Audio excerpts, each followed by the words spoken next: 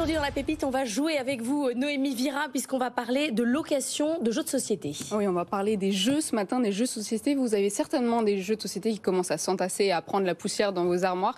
L'objectif, c'est de leur redonner vie avec une application qui permet de louer et de vendre donc ces jeux à ses voisins. Ça s'appelle le Grenier Ludique. Marine Sanchez, bonjour. Bonjour. Merci d'être avec nous ce matin. Vous êtes cofondatrice de cette start-up. Alors ça fonctionne un peu sur le principe des petites annonces avec un principe de géolocalisation. Expliquez-nous.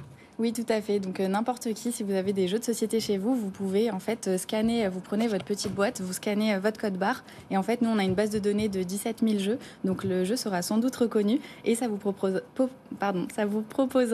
de pré-remplir une annonce, vous validez si vous souhaitez le louer, le vendre ou les deux et ensuite vous mettez à disposition de vos voisins qui pourront vous envoyer un message pour le louer pendant la durée qu'ils souhaitent. Et en général, on loue combien un jeu pour une soirée ou pour un week-end ?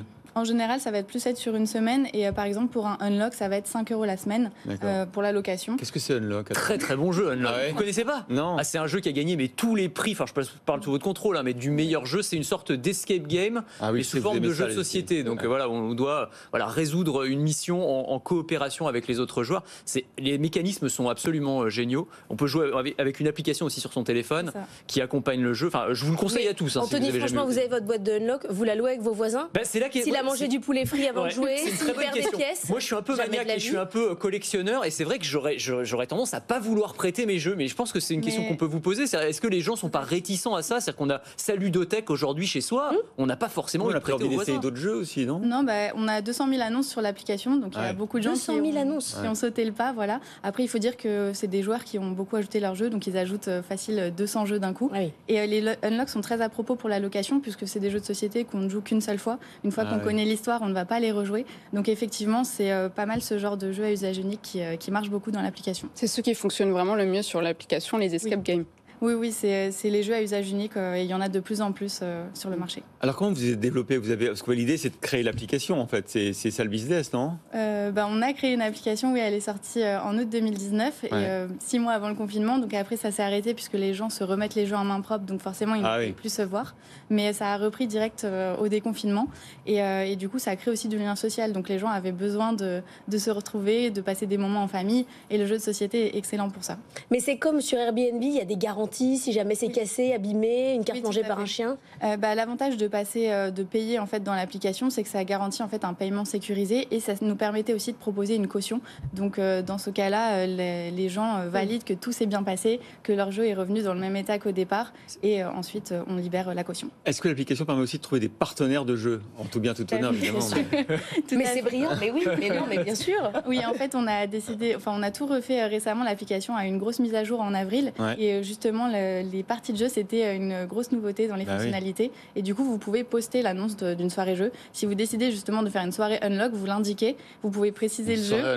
Les gens, c'est le Tinder des jeux de société. C'est le Tinder des jeux de société. Voilà. Si votre application existe et peut connaître un certain succès, c'est aussi parce qu'il y a eu un phénomène autour des jeux de société ces dernières années qui est absolument incroyable. C'est-à-dire que jeux de société, pour certains, c'est resté encore au Monopoly, à la bonne paye, etc. Maintenant, c'est vraiment, il y a pléthore de jeux de société. Comment est-ce qu'on explique justement ce phénomène ces dernières années ? Justement, je pense que les gens avaient besoin de revenir à quelque chose de vrai. Et on connaît tous les réseaux sociaux, on regarde souvent Netflix. Mais en fait, là, c'est de passer des vrais moments en famille et entre amis. Et par exemple, pour les enfants, c'est super parce qu'on ne sait jamais quel jeu choisir. Donc, on va pouvoir demander conseil à un voisin qui a peut-être beaucoup de jeux enfants dans son catalogue et lui demander, moi, j'ai une fille de 4 ans, est-ce que ça lui conviendrait ? On peut louer les jeux pour savoir si les enfants ils vont les aimer avant de les acheter et aussi ne pas avoir acheté des jeux à chaque âge. Donc pour les familles, c'est pas mal et ça permet de passer des bons moments. Oui. Vous permettez aux gens de se rencontrer pour jouer ensemble, donc ça permet des rencontres. Est-ce que vous proposez d'autres événements avec votre application ? Non, c'est vraiment les gens qui ajoutent leurs jeux et leurs événements. Nous, en tant que particulier, en tant que personne, on ne va pas avoir un stock à nous en propre, mais ça peut nous arriver en tant que particulier, effectivement, de rejoindre des soirées ou d'en créer chez nous. C'est quoi votre profil ? Vous êtes développé comment ? Vous venez de la pub. Moi, je suis directrice artistique, oui, de métier. Et c'est né d'une passion, clairement, qu'on avait avec mon associé. On avait envie de créer un projet à deux, un projet autour de... Et vous avez lâché votre job? Non, je suis toujours en agence de publicité à temps partiel. Et l'ambition, effectivement, c'est d'être à 100% sur le projet très prochainement. Et du coup, le modèle économique, c'est quoi? Parce que l'application, elle est gratuite, donc vous prenez une commission sur chaque location de jeu, c'est ça, j'imagine? C'est ça, sur les transactions. La location, c'est majoritaire, mais on a aussi une partie vente. Et ensuite, on va avoir de la publicité qu'on vend aux éditeurs de jeux, donc pour mettre en avant des jeux de société qui sont nouveaux. Et ensuite, il y a des packs premium que les joueurs peuvent acheter pour gagner des jeux, pour poster des événements, pour avoir des fonctionnalités en plus. Eh bien, merci beaucoup Marine Sanchez, cofondatrice du Grenier Ludique, d'avoir été l'invitée de La Pépite.